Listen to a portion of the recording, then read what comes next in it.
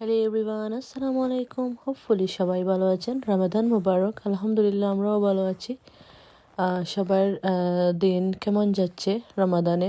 আর দেখতে দেখতে তো প্রায় 24 রমাদান চলেই যাচ্ছে। তো এইটা ছিল বেসিকলি রমাদানের ভিডিও, 2 উইক্সের এরকম আগের একটি ভিডিও ছিল। তো ভাবলাম ওটা আপনাদের সাথে শেয়ার করি, কারণ ওটা অনেক আগেই আমি এটা রেকর্ড করছিলাম। তো ভাবলাম ওটা আপনাদের সাথে শেয়ার করব। তো এই তো আমি আপনাদের সাথে শেয়ার করছি।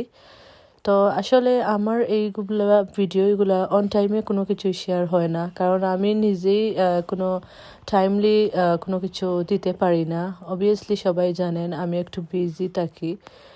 আর তো এই তো আর কি। তো এখানে দেখতে পাচ্ছেন আমি কিছু আমাদের ইফতারি প্রিপারেশন ছিল আমার বাসায়। তো ইফতারির জন্য আমি কিছু প্রিপারেশন করছিলাম। তো দেখতে পাচ্ছেন আমি একটা পাত্রে অলমোস্ট ঘি এড করছি, তেল এড করছি, তারপর কিছু গার্লিক অ্যান্ড জিঞ্জার পেস্ট ছিল ওইটাও এড করছি।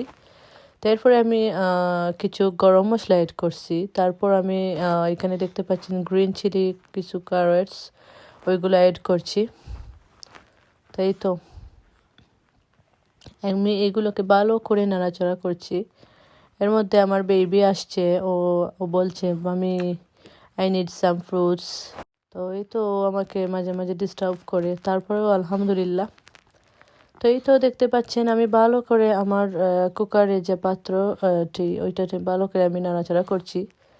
তারপরে আমি কিছু গ্রিন পিস ছিল ওইটাও আমি এড করছি। এই তো দেখতে পাচ্ছেন আপনারা।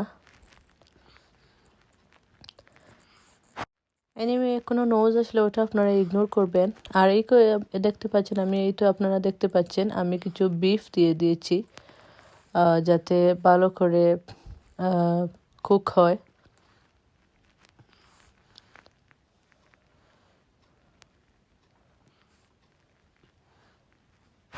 তো আমি ভালো করে নাড়াচাড়া করছি, কারণ অনেক সময় হয় কি, এই যে ননস্টিক হান্ডি ছাড়াও পাত্র ছাড়াই যে নর্মাল পাত্র যেগুলোতে বসানো হয় সেগুলোতে দেখছি আমি অনেক সময় বার্ন হয়ে যায়, ফ্লেভার নষ্ট হয়ে যায়। তো এখানে আমি কিছু অনিয়ন দিয়েছি।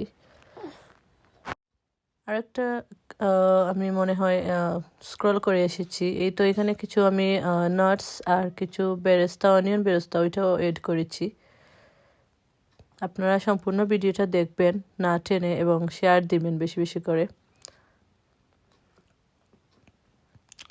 এই তো দেখতে পাচ্ছেন আমি ভালো করে নাড়াচাড়া করছি যাতে কোনো কিছু বার্ন না হয়, কারণ বার্ন হলে তো আবার ওইটা ফ্লেভার আসবে না, খেতে তেমন একটা ভালো লাগবে না।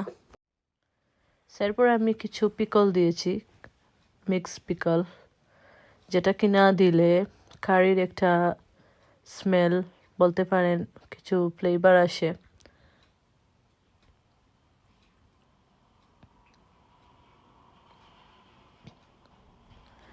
আসলে দিস ভিডিও একটু লং হয়ে যাবে, তারপরে আপনারা দেখবেন।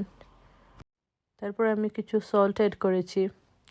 জানি না আপনারা কারা কারা এরকম আমার মতো সেম প্রসেসে রান্না করেন।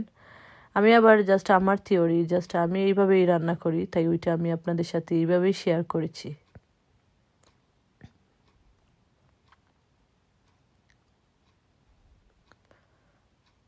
তারপরে আমি কিছু ইয়োগার্ট দিয়েছি, এখানে এড করেছি।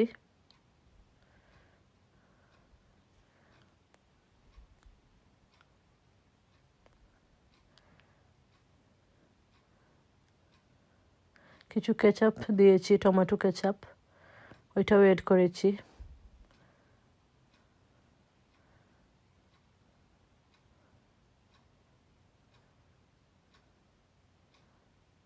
আমি নিজে নিজে চেষ্টা করি ভিডিওগুলো ক্লিপ নেওয়ার, আপনাদের সাথে শেয়ার করার জন্য। তারপর আমি পোলাওয়ের যে রাইস ছিল ওইটা আমি এড করছি। তারপর কিছু আমি মিল্ক পাউডার ওইটা এড করেছি। কিছু ঘি দিয়েছি লাস্টে, ওইটা আর এড করি নাই মনে হয়।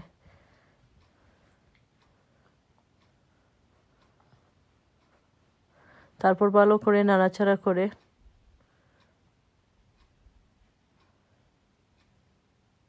লিড দিয়ে রেখে রাখবো। এনিওয়ে কোনো নোজ আসলে আপনারা এটা ইগনোর করবেন, কারণ আমার বেবি সব সময় আমার সাথে থাকে, কোনো ভয়েস ওভার দিতে গেলেও না, ও আমার সব সময় আমার সাথে থাকবে। তাই তো দেখতে পাচ্ছেন আমার পোলাও মোটামুটি অলমোস্ট ডান। এখানে আমি এদিকে চানা